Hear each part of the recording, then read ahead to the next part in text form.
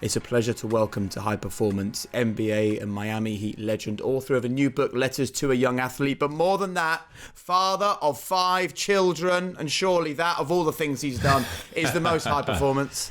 Welcome, Chris Bosh. It's nice to have you with us, Chris. Hey, man. You know what, man? That intro, it's like a beginning of a boxing match, man. I love it, man. I'm ready to go. Thank you for that.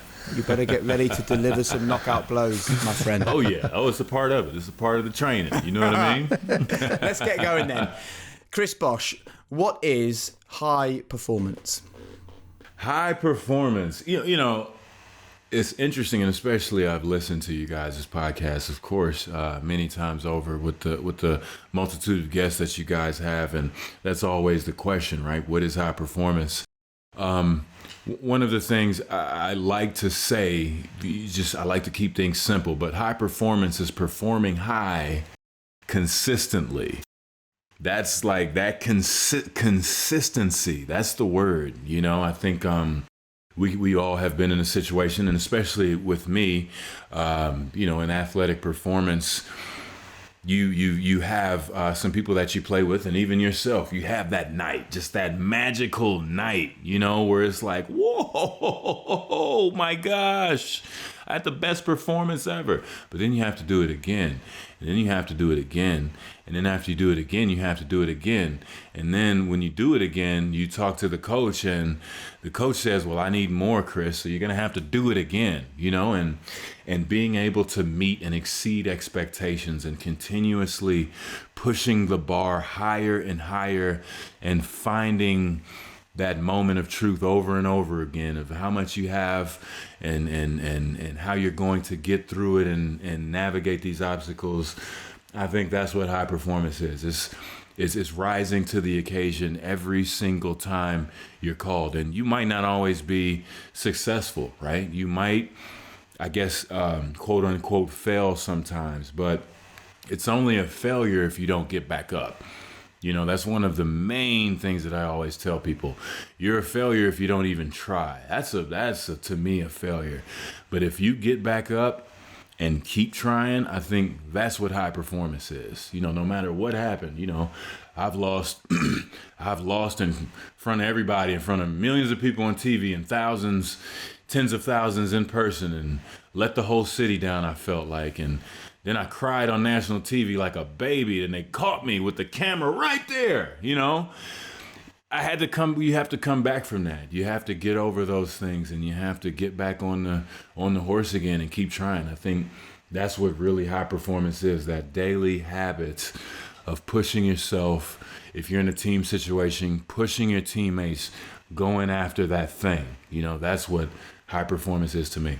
So let's talk then about daily habits, because I think that people listening to this podcast understand the raw natural talent that you had to be an athlete. They can even understand, even if they can't recreate, the hard work that went into you turning that natural talent into NBA level performances. Mm-hmm. What I think people struggle with more than anything who listen to this pod is how do they get consistent? So what were the habits that you employed to give you consistency? Man, it's a certain sexiness to being a basketball player, right? I think we can all agree with that. And being a rock star or whatever it is. Man, my day would this would be a typical day for me if it is a game day. See, people only saw us at the game or only see an athlete at the gym in uniform for about 2.5 hours, right? Then it's assumed that you have the rest of your day. Not quite. If it was a day, if it was a game, if a regular game day, and think about this is going to be 82 times a year. Okay? Not including preseason games, not including playoffs, which now we're in the 100, right? 110, 120, somewhere in there. I would wake up in the morning. I would eat breakfast, wake up about 9 a.m., no matter what happened the night before, whether I got in at 3 a.m. or 2 a.m., wake up at 9 a.m. If it was a game day, I'd be at the gym at usually about 10:30, somewhere in there. We watch film for half an hour. We do our walkthrough for another hour. Now it's about noon. I take a shower, go home. I eat my lunch from about 1 to about 4 o'clock, 4:30. I'm taking a nap. I wake up. I go downstairs, get dressed for the game, and I try to, I have a conversation with my wife and maybe have a snack or something like that. Take another snack with me. I'm off to the game. I tried to leave the house, about 5 o'clock because I want to be on the court 2 hours before the game to get my, warm up shots in.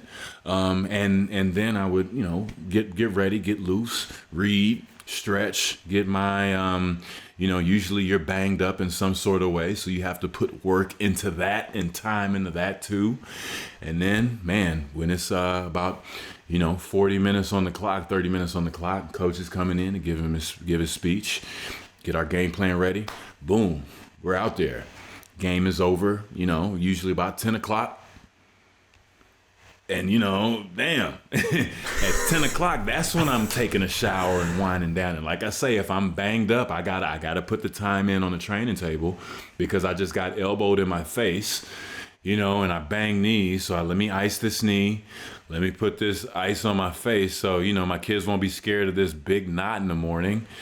And then, you go home. But I would always try to go get something to eat or something like that to have some sort of social interaction, during the day. Then we do it again. Now, mind you, I have not talked about flights. I have not talked about a bus ride or a hotel room. That's a whole other aspect to this whole thing, but that was the daily routine that we had every day, every season, and in our quest to try to win championships or be successful.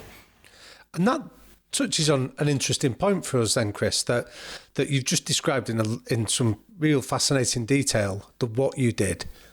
Why did you do it? Because for any what, there has to precede it a really clear sense of why. And what was your why to go through that routine? I asked myself this question while I was writing this book and what was going to be important in writing it. And I have a chapter about that, finding your why. And you have to dig really deep into it, right? Because sometimes we can find ourselves in situations just because someone else thought we would be good or decent in this area. It's not, your heart isn't all the way in it.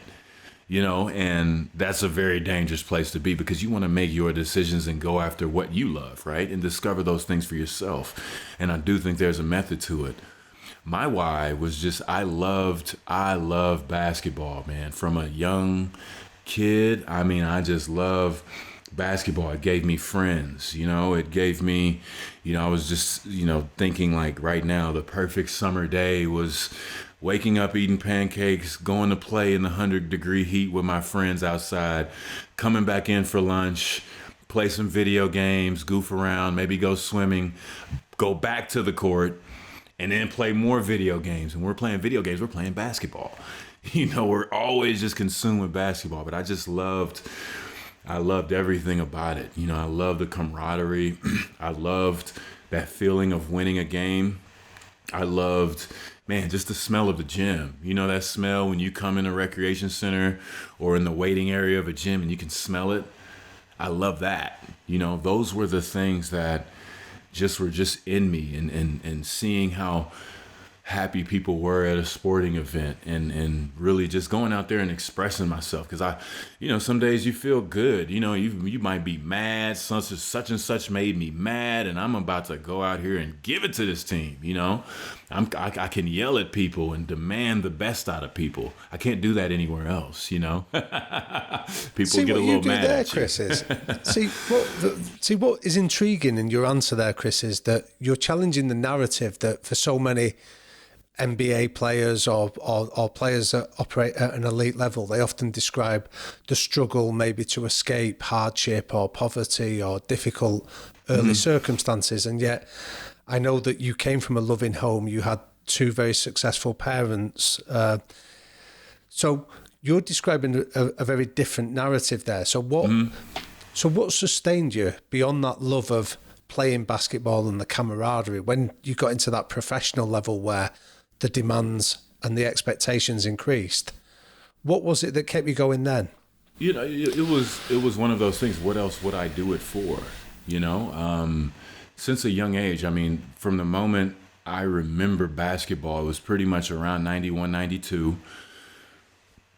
I would see Michael Jordan every year in the finals, and then the dream team came together. So the impression on my mind was just seeing these men compete and win gold medals and have sneakers and drinks and have everybody just, come into the games to watch them play.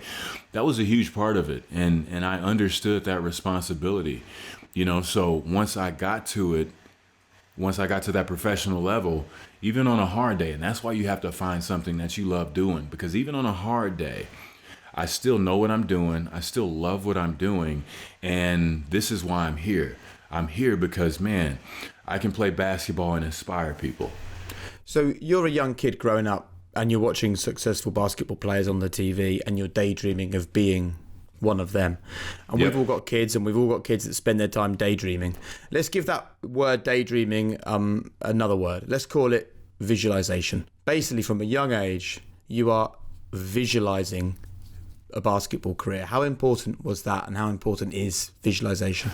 It's cool. It's so cool that you said that word, because I was going to say, visualization. That's one of my words that I love, and it's definitely a pillar that you have to have, because I know how much time I spent visualizing my goal, and I tell you, man, it happens. Now I know I'm in an anomaly, and sometimes they're slow, sometimes it happens fast. But I gave a tremendous amount of time to seeing myself performing, putting myself in that position and say, okay, we're down 2. It's 10 seconds on the clock.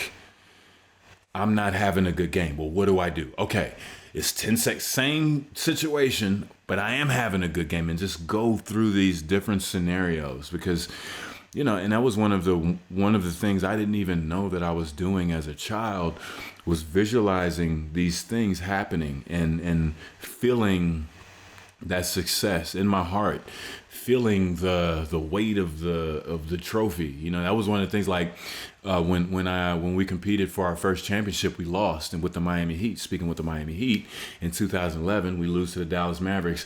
I went through this thing where I was like, no, I don't want to touch the trophy, because you do commercials and stuff like that, leading up to it, and I was all superstitious. I said, no, I'm not touching it. The next year, I touched that trophy. Let me pick it up. How heavy is it? Okay, can I hold it with one hand? Okay, yeah. How about the right? Okay, all right. I need that information in my mind, so when I visualize myself celebrating, I know how heavy that trophy is in my hand, and I know how I feel. That was one of the major things that I did. But I had to remember how much I visualized as a kid and how bad I wanted it as a kid, and I just stayed with it. And that goes with the short-term goals as well. You have to see yourself being successful. You've got to see it in your mind's eye before it comes to the physical world. So can I ask a question on that then, Chris? That you're describing certain scenarios that are really fascinating, such as being 2 points down with 10 seconds on the clock. And traditionally, people assume that visualization is around, say, a certain static skill, like scoring from a penalty shot or something like that. But you're describing the dynamic of being in a game.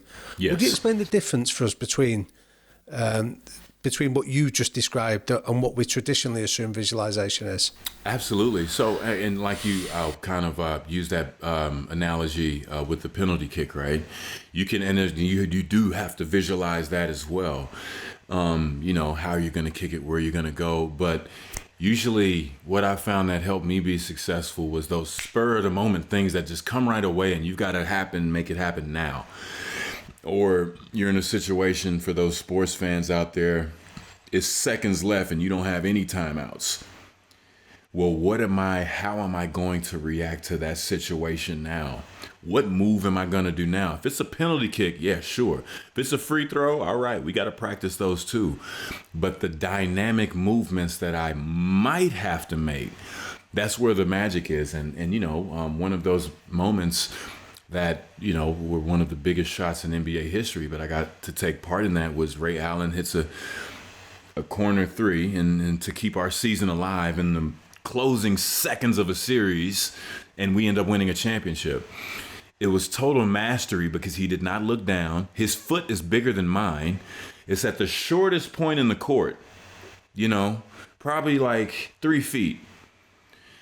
1 inch or half of an inch in that big size 15 shoe that he's got on either foot, and it's over. We lose the whole series. We do not repeat ourselves as champions. And I asked him about that. Like, how do you practice that shot? He said, oh yeah, I practiced that. And then I started paying attention even more to the drills that he would do. He would lay down on the ground face first, and then somebody would smack a ball. He'd hurry up and get up and run to the 3-point line and shoot it. Would never look down. And then he said in that repetition, the court became an extension of me. So you couldn't say when you're going to use that shot. And I asked him, have you ever shot that shot in a game? He said no. So it's these moments that you just, and you eventually learn how to do it for fun because it's a challenge. But,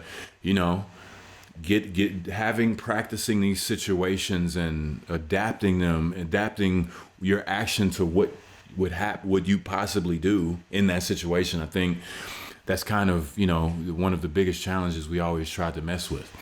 And a lot of that stuff that happens on the court is visualization, right? Absolutely. What about manifestation? What's your relationship like with manifestation? It's a wonderful word, and I love that word, but it ain't nothing without work. I love that. You got to put the work in, man. And if it's manifested, usually when you're manifesting or it's manifested, you're like, yeah, okay, I just want to go sit down. But don't you think though, Chris, that the work only comes because of the manifestation? Like, I suppose I think the mistake people make is they go, oh, yeah, I'm just going to chill on the sofa and I'm going to manifest a massively successful career. Right, that is not going to work.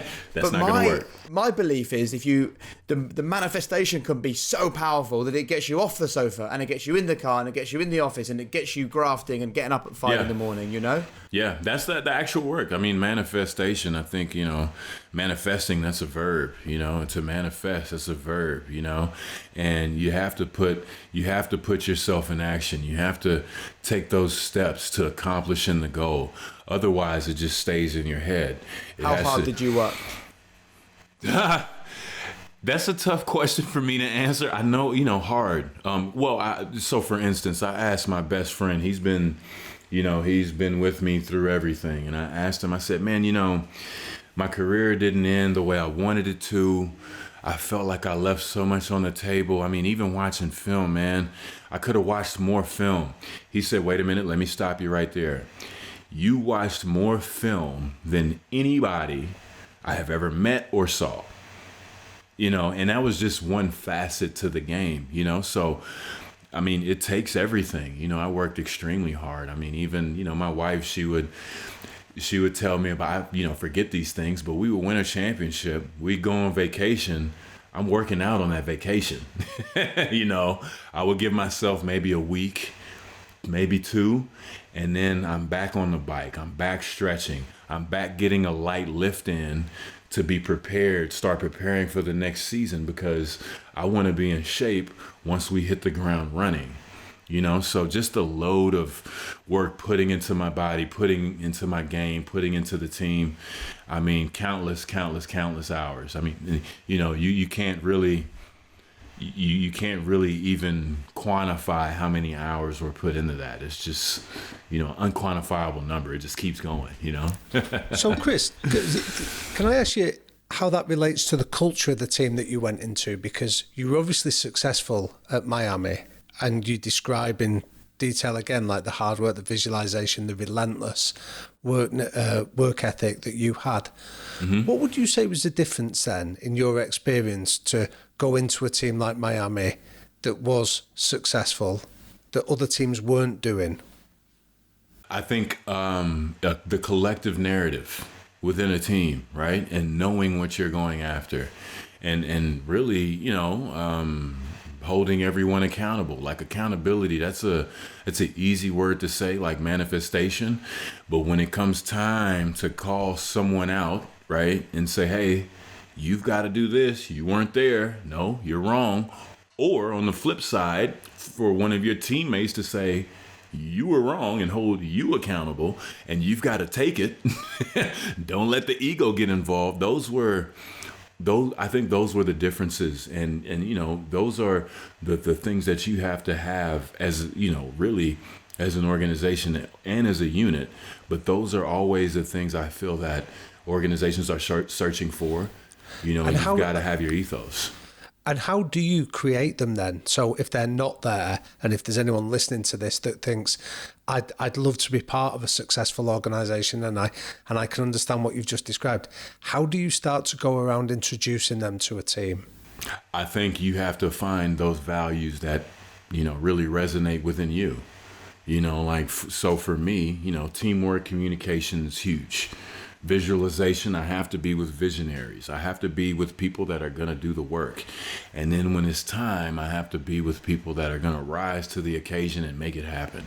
With the Heat in particular, I thought it was fascinating that they had these values of saying, hey, it's about hard work. Hey, it's about getting better every day. It's about communication. Even if we're having a bad day, I'm going to communicate to you respectively that I don't feel like talking right now. And I'm trying to figure some things out on my own.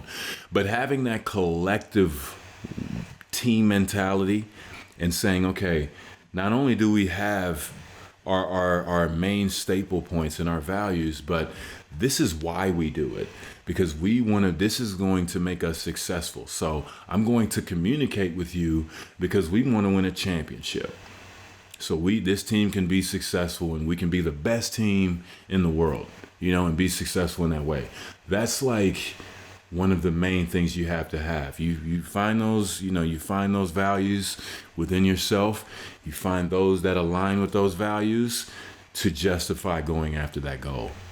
So a question go on, Damien. Sorry, Jake, I was going to say, so we often ask a question on this podcast, Chris, of people that have been members of successful, dominant teams. And we ask them, how much of that success was down to the talent that was there in the room, and how much of it was down to the culture and the environment around them? If you had to apportion a figure to those two, what would your answer be?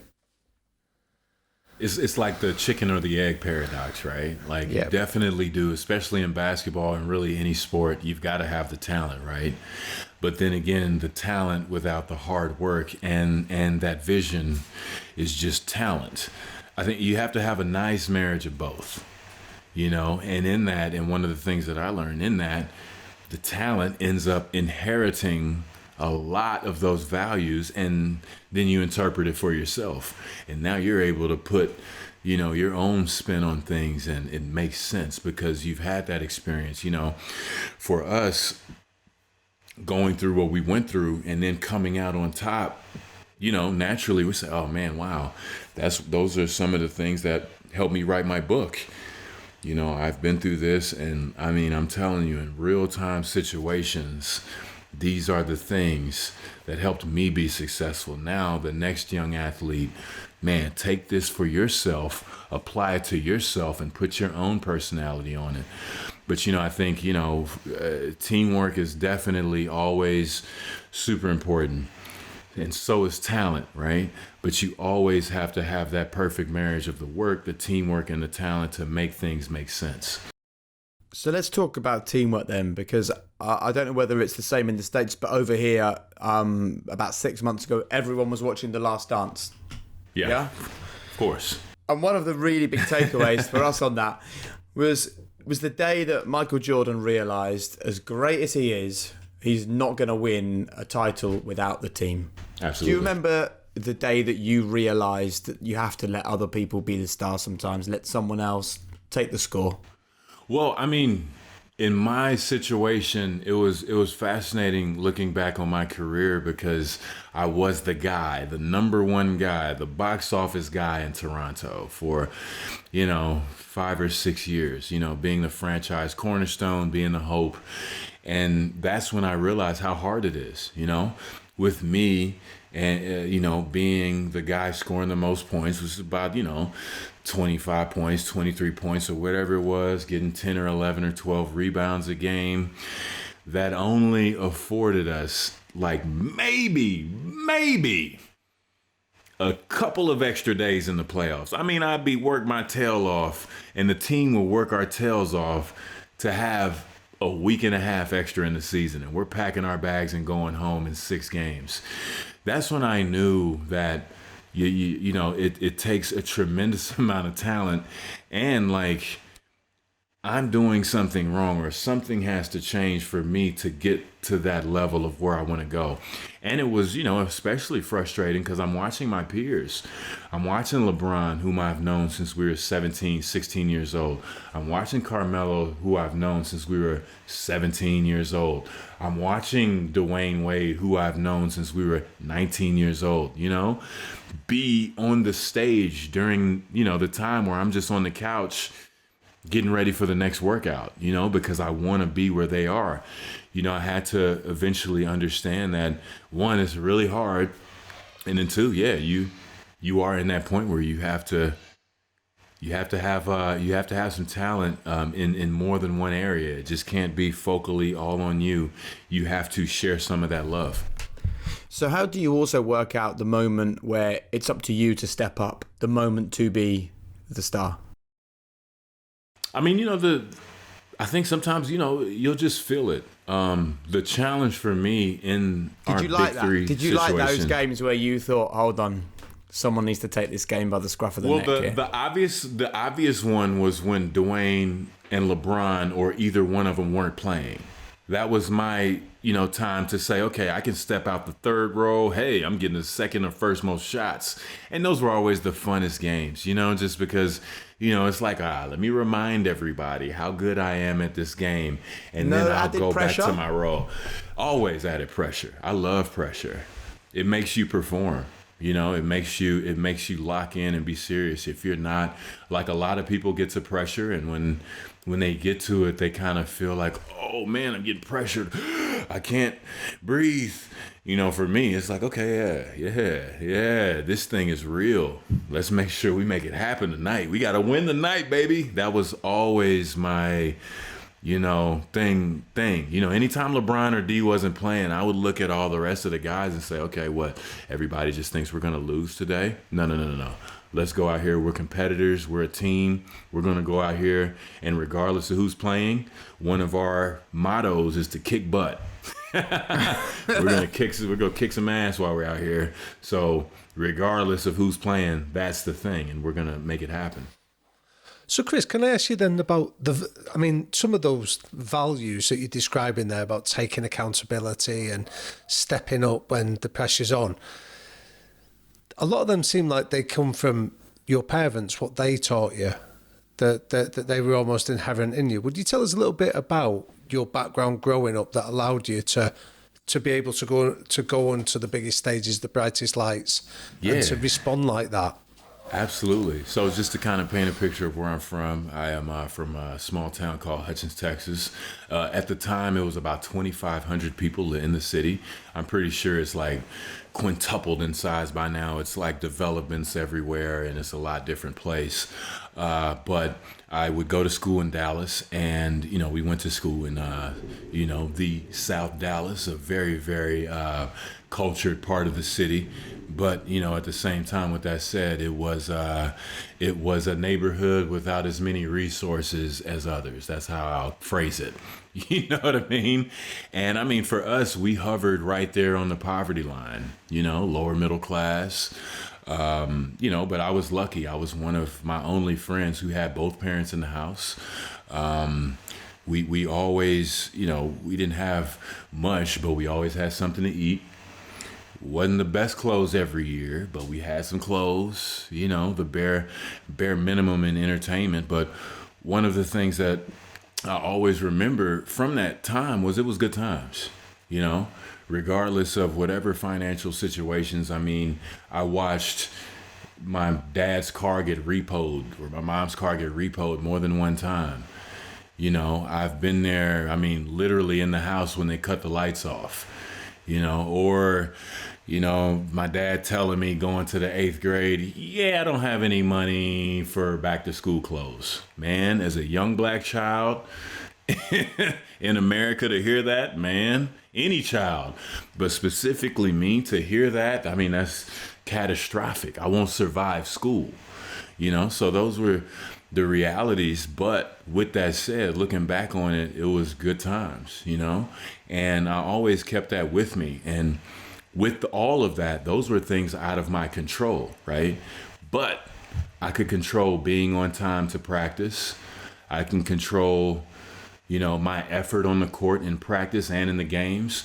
And if I'm lucky enough to get on that court and play the game, all these extremities, like you were saying before, they might be around me and they might be happening, but man, I'm gonna kick ass while I'm on this court. I've got this opportunity right now, and this is way easier. As hard as practice can be, it's way easier than looking at my dad while he has that disappointed look on his face, while we're in some sort of real world struggle, So I always remembered that. And anytime it got hard, I was, this is nothing. Remember how things were, and to keep that part of me alive, and remember that, and always be, appreciative of my present situation.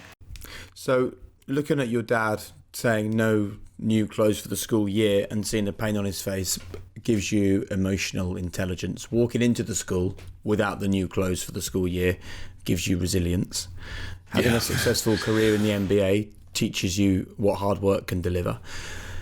And then we will talk in a moment about the fact that your career ended in a very painful way, very suddenly. Yeah. All of those things that are part of your journey and your story, how do they inform the way you parent your children today? Oh man, that's a good one. I actually, it's like the testing ground. As a father, you see what works and what doesn't work, and my challenge is always having that balance of saying, okay, I don't want to be one of the guys, back in my day, guys, I had to walk to school uphill both ways in the snow. I don't want to be that guy. I want them to understand things for themselves. So taking these instances and qualities, but having more of an open approach to them, making sure I look at them as saying like, okay, I'm giving you a tool from my toolbox. I can tell you how to use it, and you can use it in this situation, but there is a mode to learning things yourself, and I always try to encourage them to think, critically think for themselves, not so much just take things, not everything, but, take things just because dad said it. I allow them to challenge me sometimes, and I think there's definitely something in that could really help them out. But I want them to think for themselves and develop their own opinions and their own interpretation of the world. Which leads us then on to what Jake alluded to, Chris, around the end of your career. That conversation, I'd be remiss not to talk about that was something that you very visibly challenged when you got the medical diagnosis, and you seemed to refuse for a long time to accept that it was going to end your career. Would you tell us about that? Because it sounded like quite a difficult transition that you were forced to face. Oh my gosh, man. Just so people understand the mode of life that I was in, for the sports fans out there who understand, or even if you don't understand sports, you know who LeBron James is, right? One of the best players ever. He just left our team and he went back to Cleveland. And, we're in this situation to where I go from being the third option to saying, hey, Chris, we need that Toronto Chris. We need that young, spry, 23-year-old Chris. Where is that guy at? Let's get him back out here. And I was with that. I said, okay, it was time to rise to that challenge. And I feel I was doing it and still trying to have, have those things to let me know and have those curses to say, okay, I'm still one of the best players in this game, in the world. I was so focused on that. And I would fight through pain, which ended up being detrimental to me, in which I had literally had a pulmonary embolism and collapsed lung. And I refused to go to the hospital for a long time, until the pain got so bad to where I said, okay, something's wrong. I got to go and get checked out. And, this was in those moments. I'm trying to prove that I'm the best. I'm trying to continue to perform high and make this thing happen because it's right there. In my last year playing, I felt that we could have competed for a championship. We're right there, 2 or 3 seed in the East. I'm trying to prove myself. And then, when you're the one wearing the shoes, it's a little harder to walk in them. Usually it's easy to tell somebody, hey, your life is more important. Make sure you take your health more important. But when you're interrupted in the middle of your thing, especially when you're in the best shape of your life, it doesn't make any sense. So I was dealing with things that I could not comprehend at the time. I'm an elite basketball player that feels fine. No, I'm pretty good. I just go in for a routine checkup and they tell me, you got blood clots, and that might be it. Which it ended up being it. But I'm redefining my career. I'm redefining. Not only am I showing that I can do something else, but I can do something else and be an all-star doing it, on a different team. Man, this is so cool. And then that comes to an end. So, I didn't get to fully express that idea as an athlete. Sure, losing the finals, losing the playoffs in front of everybody, I'll take that all day. But having your career come to an end in a doctor's office, and then it's just, jargon between doctors and lawyers and owners and employees. It got to be too much. So, it just was a thing that just transpired, and I had to get over that. And how old are you now, Chris? I'm 37 years old. So let's imagine you were still playing and you still played for a few more years, right? That was the goal. And let's say you won another Olympic gold medal, and let's say you ended up winning a couple more NBA championships and 4 or 5 times more NBA All-Star, right?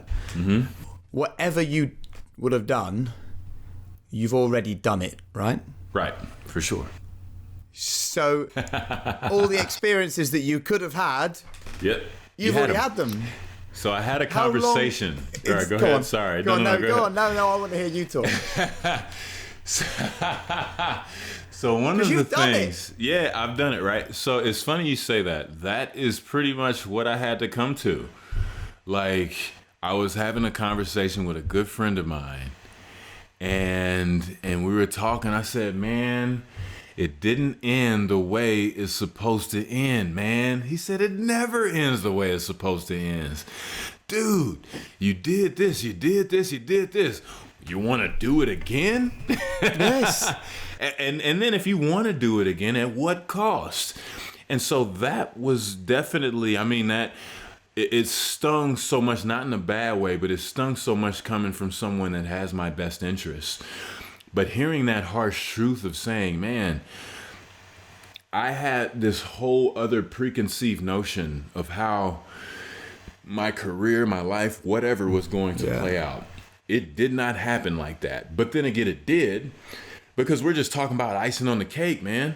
Sure, you couldn't play into your late 30s or mid 30s, but man, that's the thing that I came to. Look at all this coolness that you were able to be around and accomplish from 19 to 31 years old, and the career that you were able to have. But most importantly, the connections I made, the friends that I made, those kids that hopefully believe they can do it one day. Like you were saying, I like to always say, like, they can take away the what can be taken away, but the why cannot. So what was taken away was basketball. I could not be a basketball player, but, inspiring the youth, having kids that code, having teenagers now that code to say, hey man, I code because of you. Like, what? Because of something that I took part in. Those are the things that I think that are the forever lasting things. And I couldn't, it was a total ego check, man. My ego wants to be like, no. You're going to be top 20 in NBA all-time scoring. You're gonna have these things. It's like, yo, what else do you want, man? 2 championships. There's always you more. know, There's always more. But I think that it's gold medal, all these things. There's always more. You know. I think that it's not about losing the icing on the cake, right? It's about gaining everything that you've got today. Because let's say your career carries on. How do you know that you don't sliding doors moments, isn't it? You don't leave the house because you've got to go to training and you have an horrendous car accident and your whole life is over, or any myriad of things could have happened if you'd have gone down that path. Yet you sit here today, not only have you got 5 healthy kids and a great marriage, and absolutely, you've got all those brilliant memories of your career, but guess what else you've got? A constant burning lit flame inside for you sure. because of the way your career ended, that it's going to sustain you for the rest of your life. Like, what happened to you? I know this, like, maybe you don't agree, but I have this conversation now with you and think, what a blessing the way your career ended. Absolutely. No, I'm to that point now. Me about 3 or 4 years ago would have argued against that. Stood up and walked out of the interview. Yeah. I would have been like, yeah, no, I don't know, man. One of the things that really, really made me give me a lot of perspective was in my pursuit of getting back into the league, a year had passed, and I was just like getting back in shape, and I said, you know what, let me get back. I'm going to get back into it the next NBA season. I missed all last season. Let me watch this season. Let's go. I'm going to get back into the game. I'm working out every day. I had a good summer. The first 5 minutes of the NBA season, I haven't watched basketball in 1 year. First 5 minutes, I see a dislocated ankle. And, I was like, damn. All that fire I had in me, just like, I said, okay, that could be you. That is definitely something that can happen to you. You've seen it in person. Here it is again. Even my friend didn't know what he was looking at. He said, oh, no, his shoe just came off. I said, no, his ankle came off. You know what I mean? And seeing that, I was like, damn. But in that, like you were saying, yeah, any of the myriad of things can happen. Most importantly, like looking back on all that time, after I was done playing, I realized how much I was gone. I realized how much of a sacrifice it was for my wife to be at home, with children. We had 3 at the time when I was playing, but when I was still trying to get in, we had just had our twins, so this was like a thing I had to understand. And, I remember just being in the house and being like, wow, they're really loud. And, my wife's like, yeah, you have to learn your own house and your own environment of how it really is, so I had to really, really fall into those things and appreciate those things and say, man, I tell my kids, they, sometimes they'll ask me to this day, why did you stop playing basketball? I said, well, if it was up to me, I would have played, but I'm so happy that it happened, because for the last 5 years, I would have been here a lot less. You know what I mean? And even when I'm here, I'm not. I'm thinking about the next game. I'm asleep. I'm dozing off. I sit there and watch, Paw Patrol with my son and be like, yeah, let's watch Paw Patrol. That was pretty much the routine. But, I do agree with you in the sense that, it did give me, it keeps the fire burning. Because it could extinguish at any minute. You know what I mean? And that's like a real life lesson that I've learned. So, what are we doing today? How are we burning this fire? What are we going to do? Because it's not going to last forever. See, I think one of the great lessons that we've touched on indirectly, Chris, that I think you have to teach us is about the quality of courage, the courage to reinvent yourself. So we've spoken about the trauma of the end of that. Of how your career ended, but reading about the work you've done in terms of like trying to raise awareness of the STEM subjects, or the fact that you've launched your own music career really intrigues me, because that something around suspending ego. You've got a big reputation and you could lose it, or you could put yourself up for ridicule or mockery. And yet you seem to have the courage to actually go and pursue these different lines. Would you tell us a little bit about that? Yeah, I mean, that's one of the things that I really realized doing. In that, it's funny you say reinvention. Man, Eric Spoelstra, the head coach of the Heat, he is somewhere high-fiving somebody right now with that word. But I came to really embody that word because, man, I had to reinvent my career every year being on those teams. What am I going to do this year to be a better player? We won our first championship, and then we got more talent. We got Ray Allen and Rashard Lewis. Okay, now I'm going to have to reinvent my game again and reinvent my role and what I mean to this team and my job so we can be successful. I had to take all of these lessons that I learned from playing the game and aspiring to win championships and be an all-star and all that good stuff and apply them to my own life, which it sounds cool, but man, I'm telling you, it's a lot of hard work. It's a lot of eating your own cooking, I said that. I don't know what to do. Do what you love. That doesn't make any sense. That's the dumbest shit I ever heard. You said, who said that? You did it. You know what I mean?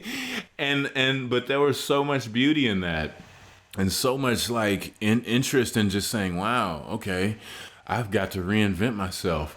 I have to be a beginner. Oh boy, I suck. That's how I wasn't making music and it didn't make any sense. I'm 32 years old. The ego's just screaming at me. I'm 32 years old, trying to play open chords at a campfire, and I'm just... And how did you dial down that ego, Chris, to persevere?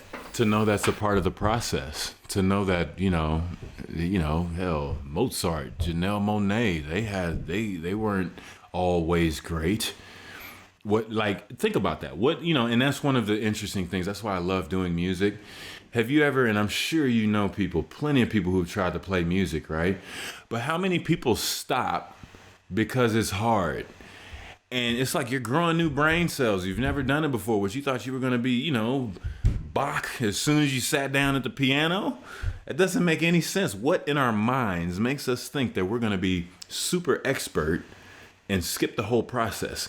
Enjoy the process, get to the process. Okay, learn the things, go through it like everyone else, but put the time in, most importantly. It takes time. You're not just going to sit there and not put any time in and just, be Hendrix on the guitar.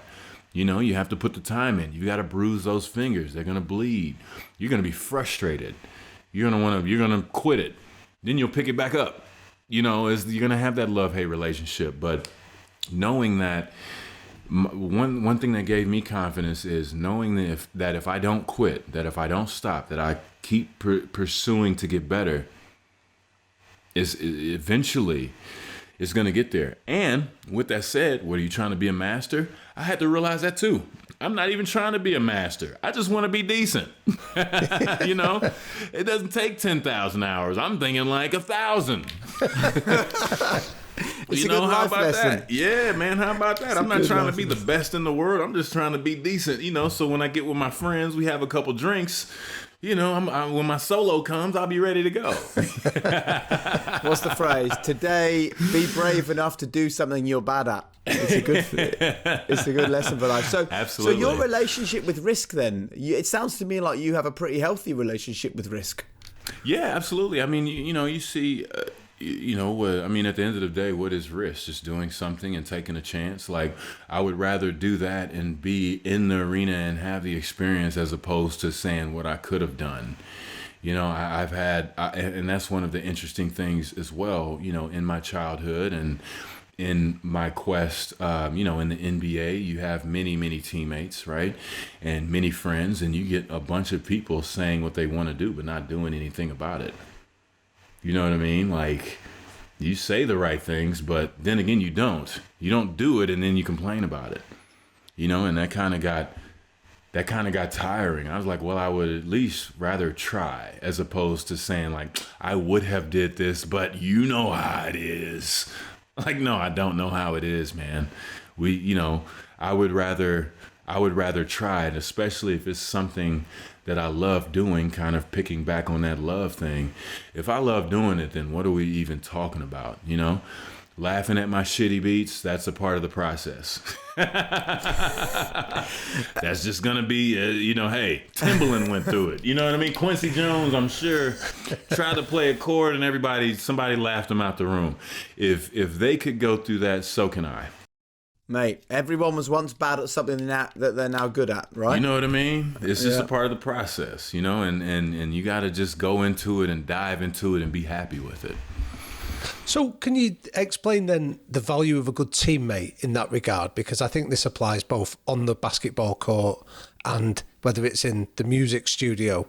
That you need people around you that do raise you up, people that encourage you, people that remind you of the process. Would you describe the best qualities of a best teammate then, Chris? That's something that I teach my kids every single day. Like, you have to be a good brother, a good sister, be a good teammate. It doesn't matter if you're mad. If you're mad, that's fine. We're all human, but you don't take it out on someone. You want to build them up. You don't want to break them down, and in that, if we are all successful as a team, damn, we all look good, but more so into that, diving a little deeper, it does take that teammate to pick when I say pick you up, someday you might be having a bad day and you need that person to say, hey man, it's going to be okay. Or the young lady needs that person to say, okay, instead of pushing you today, how about I pull you? Let's go. I got you. Because we're all going to come into a situation at one time or another where we have to rely on someone. And when you have to rely on someone, we had a saying with the team, I want to look to my left and look to my right and be confident. I say the same thing with my kids every day. I want to look at you. I want you to look at me. I want you to look at your brothers and sisters and say, man, I feel good. Nobody wants to mess with us today. If it's a big game today, let's go. With these ones, I feel bad for you guys because we're going to be delivering. And that's, whether we're successful or not. But having that bunch that you can be in the foxhole with, so to speak, that's what's important. And not only being in there, but know without a shadow of a doubt, they have my back. Man, I think, I tell my wife, my kids, my family, I've got your back. That's the most important thing in the world that I tell to them. And you've got your own basketball team at home. You've got all 5 players in the house. So you're the coach. Yeah. So you're now coaching them. What were the greatest lessons you learned from the men who coached you during your career? Oh, man. One of them is, I speak about it in the book, my varsity coach, Coach Bishop, Leonard Bishop. He told me, he brought me into his office one time and he said, I didn't know what it was about, but it's one of those instances where the coach wants to talk. And he said, you don't have to be, what kind of leader you are? You're the lead by example type. And we always hear it, right? Very cliche, but we never really take time to understand what that means. You're the lead by example type. You don't have to be hype all the time and yell at guys and curse at guys to get them to do what they need to do. You can, it'll be even more powerful if you do those things. If you're on time, if you're dressed and ready before practice. So when I blow the whistle, we're ready to go. When I bring the team in the huddle, we're not tying our shoes and putting on our stuff. And no, we're dressed, we're ready to go. You can lead by example by going to class and doing your work and making sure you have the grades. Not only make sure you can play, but set the examples for the guy that don't want to go to class. That was one of those pieces of advice that really, really resonated with me because I felt like I could be who I am. A lot of the times in a leadership or even a following role, people are asked to not be who they are, and you feel that you have to create some kind of character to help get you through it. You don't have to, and you can, take so many other things by leading by example, because he was telling me your teammates are watching you. That's how good you can play the game. So set the example from your work. And we touched on it earlier. One of my other coaches challenged me to think about why I want to do it. I wrote about that in the book as well, because this particular instance, I guess I was having such a great workout, and he must have seen like, yo, this kid can go to the league. He can play in the NBA right now. And he asked me, he said, well, what do you want to do? What do you want to do with this? Because, what in the world? This is his look. I still remember his look to this day. He was looking at me like, what in the hell? What? Okay, stop the workout. What do you want to do with this thing? And that's when I knew, like, for sure, I could play in the NBA. So it was one of those precursors. But with that said, he was making me think deeper on what am I doing? Is it just to get to this level or that level? And if I'm getting to this level and aspiring for that, why? So that sent me on a quest of, just thinking about things and thinking deeply on why I want to play this game, and why I want to play it forever. And, yeah, sure, a bunch of, accolades and money and things like that will come, but what are you doing this for? Because you're good. We're not talking about talent anymore. It's you're talented enough. Think about those deep layered conversations with yourself that you need to have to justify getting out of bed at 4:30, 5:30 in the morning, because when your body's saying, yeah, I can't move. You know how many times I woke up like, yeah, I can't move. We got practice today. You know what I mean? I should not be playing back. Those things helped me get out of bed to go practice, to aspire to be great, But do you think that it was not going back to revisit that, or you'd answered that frequently enough that when the end of your career was forced upon you, that it was almost difficult to face an alternative? Why? Hugely difficult. It wasn't hard to face an alternative. Why? Because I was forced to.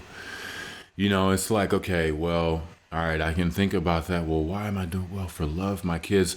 That, that was pretty, family man, father, a good person. Those, my why was pretty much like, okay, all right, cool. Let me concentrate on this. The hard part was getting over the past. That was the challenge. Like, this is unfair. This is BS. Why me? And having both sides of the spectrum to be like, oh, wow, one and done 19-year-old kid out of Hutchins, Texas. Wow, that's like a 0.00001% chance of happening. An elite athlete getting a blood clot and not being able to play again. That's a 0.00001%. I felt it on both sides. So I had to, those feelings come, and you have to process them and you have to get over them. That was the hard part for me. That was the hard part in saying like, well, hey, shit happens and I've got to move forward. That was like, but no, I'm supposed to be playing basketball right now and I need to be doing X, Y, or Z. And that, that just was not my reality. Like fighting the actual reality. That was my challenge. And so I eventually had to come, to the understanding that, yeah, man, I mean, hey, man, look at all the fun you had, man. Look at all that fun you had. Now we're doing this. And now it's time to find another what. The why is still there, but let's find this other what. And let's work towards that and stop being in this stagnant area of what ifs and the poor man's pity party, because I'm the only one invited and nobody else wants to come. My wife will come and be nice, but after a while it gets old. I had to break out of that. Are you happy? Oh yeah, 100,000%. So that's a big number, and I need total honesty from you here. Yes. If you'd have had 3 more years as an NBA player, or if you were even still playing now at 37, would you be happier? I can't say that I would be. I'm so grateful in the position that I'm in, really, you know what, learning the ropes, I'm sure you guys can understand. Just having it down decently enough of being a father, boy, just being able to survive that, getting through that and learning over that learning curve. Because if I was still playing, that learning curve is still waiting on me. You know what I mean? I would still have to be like, okay, how do I pack a lunch? We're going on a field trip. Damn it.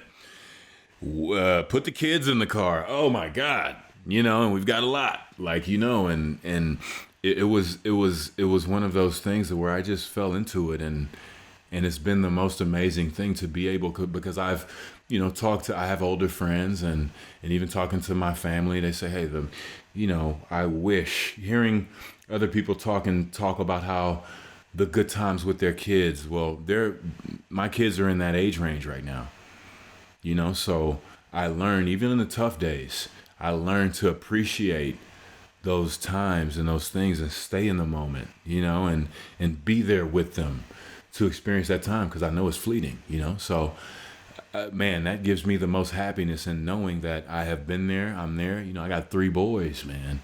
You know, the boys need that dad in the house, because as soon as you leave, they start cutting up and, you know, swinging from the chandelier, you know. I'm glad that I have learned how to be that person of order and discipline, but at the same time, just be dad. You know, just be dad, and when they're having a tough day, they can talk to me, or I want to be that person that they feel that, you know, hey man, I got your back. You know, I'm going to be here for you. I want to see you develop, and I don't need anything from you. I just want you to be happy. You know, becoming that person and diving into that role and hopefully excelling at it. That's what gives me the true happiness. Basketball, the game, could not give me that. You know what? It seems to me that you spent so long in basketball that you thought you were an NBA player. And then when your career ended, you struggled because you still thought you were an NBA player. Absolutely. And now you realise that you're so much more than just an NBA player. Yeah, that was one of the things. I give my, you know, people, I've had a couple of players to be at the end of their careers and like reach out to me and say, hey man, what do I do? I mean, you know, it's a broken-hearted situation because you think you're a basketball player and that's it. Athletes that have given their life to something, you have to rediscover who you are or discover who you are. You don't know, you still have things to go through and goals to make and try to go after. You don't know anything about it. You know, I've been going to basketball practice. I asked one of my buddies, I said, hey man, and this is a guy that, you know, had a short stint in the NBA, like a few games, but made his living playing overseas, you know? And I said, okay, let me ask you a question. How long has basketball pretty much, have you put the hours in for it to be a full-time job? Like pro level basketball. And he thought about it because it was a lot of math. He said, man, about 18 years. I said, 18 years, right? 18 years. That's all you've done. And that is wonderful. And that is great. Put that in a box and lock it up because it's in the past. You have to rediscover. You have to discover who you are. You don't even know who you are. You know what I mean? We don't go to the grocery store every Sunday. And have you had that frustrating day when you're trying to put the car seat in the car and it's not working? You know, have you had to call, you know, the tow truck or something because your car broke down? Did you hit a nail on the way home? You know, you know, did you just stay up all night, you know, with your wife, figuring out these bills and making sure that everything is paid? You know, those are the things that you have to go through in order to find out who you really are, you know, because not all we have done, but what we have done was bus, practice. Even our schedule is made for us. That was one of the things I had to get used to. I was like, man, this world is crazy, man. It's just nothing. It's just, you could just do whatever you want. You know what I mean? There's no bus to practice. There's no practice. It's just, what in the world am I doing? Every day, you know, for months. But instead of soaking and doing all these things, hey, let me make my own schedule because I like schedules. Damn, I didn't even realize that's something about me. So let me structure. You're talking about consistency and structuring your days. It's one of the main things I tell guys, man, structure that day, buddy. work out at 8, breakfast at 9, kids at 10, whatever that thing is, make sure you're scheduling it. And you're going to have to make the schedule now because you're the guy, you're the boss, right? You're the leader of the family. That's another tough thing to come into. It's always in theory. Oh, you're the leader because you're the breadwinner and all these things. No. Now you're really the leader because you're here every day. Now that I've got you, all these things are coming on. You have to learn how to be a human being in society after all that. Wow, that's incredible. So, Chris, we finish our podcast with a quickfire round of questions. So, if we can kick off with the first one, what are the 3 non-negotiable behaviours that you and the people around you have to buy into? I would say definitely communication. I mentioned that earlier. You have to communicate. You have to, whether things are good or bad, that has to be a practice, a daily practice. I have to know where you are or you stand. You have to know where I stand. We have to know where this thing stands and where we are. And, I was joking to it earlier, but yeah, that's even on the bad days. Sometimes you have to communicate that, like, I'm having a rough day today. So, that's probably why I'm over here, crying softly in the corner. I would say another one is positivity. You gotta be positive. The glass is always half full, and even if it's not, we're pouring in it and we're working towards, doing that. I found that a lot of people can really sulk and that sulking is just this dangerous loop.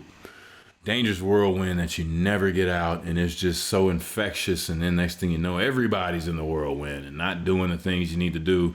You're just doing the easy things and sitting on the couch and complaining and not doing anything. You always have to have a positive outlook on something because you can control your outlook. You can't control what happens around you, like I said before. But your outlook, like, okay, guys, this is messed up. But hey, pancakes in the morning. You know what I mean? Like, let's get some eggs. I can cook some decent egg. I put a little salt and pepper in there and let's figure this out. You have to have a positive outlook on things, regardless of what happens. I truly do believe in that. And I would say you got to put the work in, man. Putting in the work. You have to be going toward a goal every day. Every day you get up, you are putting in the work in something, whether that's drinking a tea to help aid your body in the morning because it's good for you and it's going to flush out those toxins or do whatever it does, or whether it's that morning workout. Say, hey, I'm going to invest in myself. I'm going to put this work in even when I don't want to do it because, man, not only am I going to look good, but it's good to move the body. And I'll have, the gun show will be going at the beach this summer. You know what I mean? And just collectively those things, I think if you're just, if you're communicating, being positive regardless of the situation and always putting the work in toward a goal, man, you can move mountains. What advice would you give to a teenage Chris just starting out? Woo! I tell them to stay with it because there are going to be some challenges. Don't get to a position where you feel like you know it all. Definitely, of course, always be, thirsty for knowledge, but more importantly, make connections, make friends. I've been saying that quite a bit.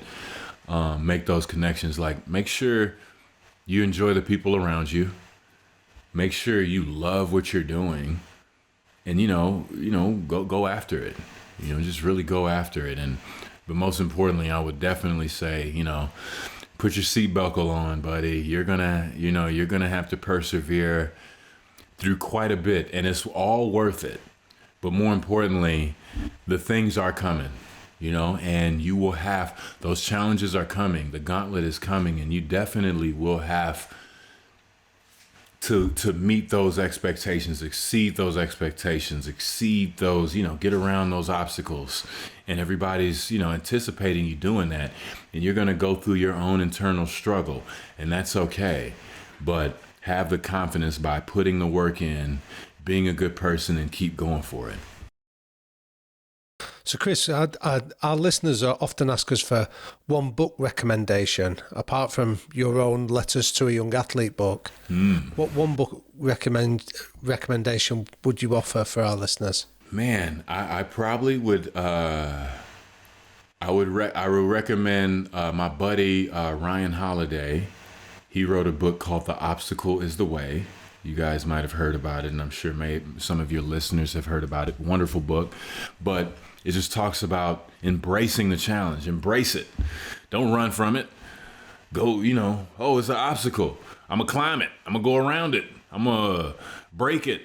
I'm going to do these things. I just feel it just gives another perspective on identifying the obstacles and saying, man, I must be on the right track, because that's a big obstacle right there. So I must be going. Let's go toward it. Let's not try to move. Don't shy away from it. Go toward it. And it was one of those books that helped me really get mentally prepared for playoff situations and championship situations when I had to, make it happen. Those are definitely one of the books that really, really aided me in my quest. How important is legacy to you? You know what? Legacy is one of those funny words, and I don't know how it is over where you guys are, but one funny thing I find, especially in basketball, they say, well, his legacy, her legacy. Well, the legacy, and like you were saying, it's like, well, it's basketball. This is not the total picture of who you are. Legacy is the picture of who you are in how you handle situation. How did this person handle adversity? Did they help people, and how did they inspire people? What type of person you are? How did you make people feel? I think that's the true legacy, because you can get all the accolades in the world, and you can score 50 points a night and be the greatest player in the history of basketball. But if you're a butt, nobody wants to talk to you. They say, oh man, his legacy, what will that do for his legacy? Man, the funny thing about legacy, it's not there for you to interpret. Usually you're dead and gone. What's that message now? What is, that's the true essence, I believe. So the legacy thing, some people say family, some people say kids, some people say basketball. I think it's always a work in progress. I think it's always it's always something that you have to continually refine, but you also have to keep in mind in your interactions with people. So when I interact with people, if I have a teammate, that's what legacy is. If I had a teammate, hey, what do you think of Chris? I remember that time. That's legacy. The stories that are brought up when you're mentioned. So, and if it's any basketball players listening to this, they try to rush us into sports in general, right? What the legacy? No. Take it easy. There's so much more. Hopefully, there's such a long runway to have after this game, because I'm not just a basketball player. I'm a human being, right? I'm so much more than that. And I have the opportunity to be a human being and with a responsibility. Let me handle that correctly. I have people actually listening to me. Let me make sure I'm setting a decent example every day for them and myself and my family. That's what I think a true legacy is. And finally, Chris, what is your one golden rule to live a high performance life? The golden rule. Well, I like the golden rule. Treat others like you want to be treated. That would be a wonderful place to start. I think we could all tremendously benefit by just taking that, taking that into effect. Treat others like you want to be treated. Man, that'll be, kind of cool, but that's me and my utopia. It's that, realize that one of the golden rules is, just really keep going. Golden rule, keep going. My coach, my rookie coach, Kevin O'Neill, That's all he would tell me, man, keep going, CB, keep going. And I would get so mad because I'd be like, well, what the hell does that mean? I'm getting beat down every night. We're not winning, we're obviously not successful. And I'm just sitting up here just getting smashed by these big dudes with muscles every day. I'm really realizing how skinny I really am. For the first time, basketball is not fun. And the only thing he said to me was keep going. Now I find myself using that as a golden rule.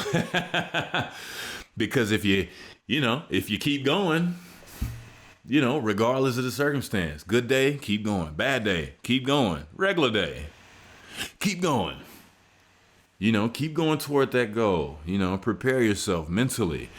Visualize yourself being successful every day. Keep going. Why not? Glass is half full, man. And that's just one of the things that really, really helped me out. And I think about, man, what if I would have quit? What if I would have taken that 1 second to be like, woe is me?